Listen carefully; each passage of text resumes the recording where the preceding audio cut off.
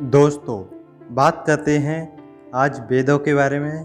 प्राचीन भारत के पवित्र साहित्य हैं जो हिंदू के प्राचीनतम आधारभूत धर्म ग्रंथ भी हैं। वेद विश्व के सबसे प्राचीन साहित्य में से एक हैं जिनकी रचना स्वयं ब्रह्मा के द्वारा की हुई मानी जाती है। वेद शब्द का शाब्दिक अर्थ ही होता है विद्या या ज्ञान। हमारे सनातन धर्म में 4 वेदों का वर्णन किया गया है: ऋग्वेद, यजुर्वेद, सामवेद, अथर्ववेद। बात करते हैं ऋग्वेद की।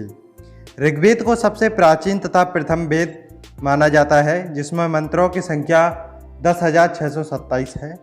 ऐसा माना जाता है इस वेद में सभी मंत्रों के अक्षरों की संख्या 4,32,000 है। इसका मूल विषय ज्ञान है। सभी देवी देवताओं का तथा पूजा अर्चनाओं का, इसमें ईश्वर की स्थिति का, सभी चीज़ों का वर्णन किया गया है। ईश्वर के अस्तित्व का भी इसी में वर्णन मिलेगा आपको। दूसरी बात करते हैं हम यजुर्वेद की। इसमें कार्य अथवा क्रिया व यज्ञ समर्पण भगवान के प्रति की प्रक्रिया के लिए 1975 गद्यात्मक मंत्र हैं। इनका उपयोग यज्ञ, हवन, पूजन आदि में किया जाता है। तीसरी बात करते हैं हम सामवेद के बारे में। इस वेद का प्रमुख विषय उपासना है। ईश्वर के प्रति की गई उपासनाओं के बारे में इसमें डिटेल अध्ययन है। और संगीत में गाने के लिए 1875 संगीत में मंत्र हैं इसमें। इसके बाद हम बात करते हैं अथर्ववेद की। इसमें गुण, धर्म, आरोग्य एवं यज्ञ के लिए 5,977 कवितामयी मंत्र हैं। जो हमारे वेद हैं, वेदों को समझना प्राचीन काल में भारतीय और बाद में विश्व भर में एक वार्ता का विषय रहा।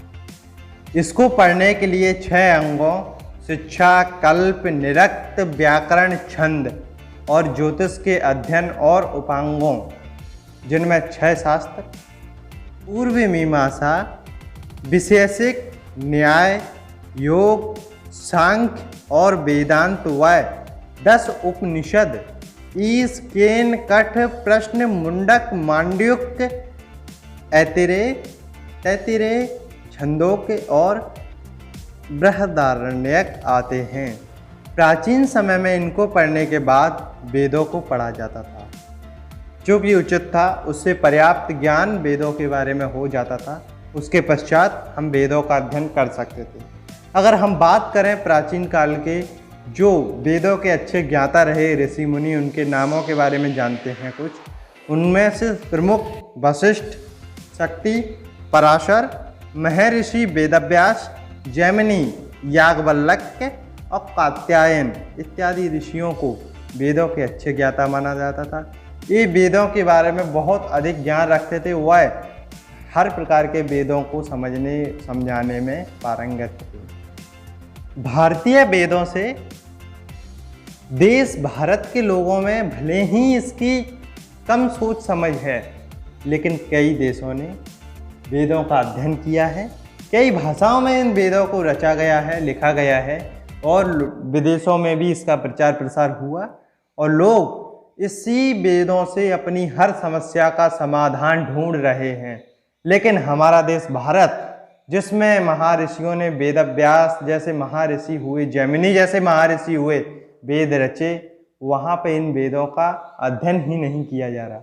लोग संसार में छोटे छोटे ट्यूशन कोचिंग सेंटरों पर जाकर अपनी समस्याओं को सॉल्व करने की सोचते हैं, लेकिन इन वेदों का अध्ययन करना या सुनना वेदों के बारे में पसंद नहीं करते। इसका कारण उनका अल्प ज्ञान है।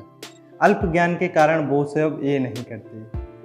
हालांकि अगर पढ़ाई में जो चीज़ वो देखते हैं उसमें वेदों का एक अहम रोल है।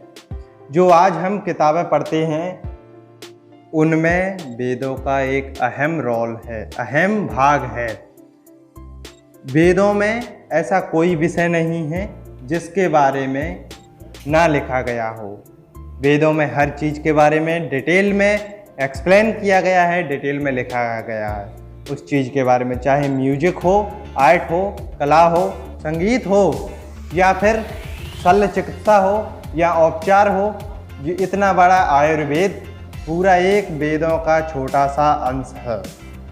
इसके साथ मिलते हैं अगली वीडियो पर। यह जानकारी आपको कैसी लगी कमेंट करके बताएं। वह वीडियो को लाइक करें, शेयर करें, चैनल को सब्सक्राइब करें।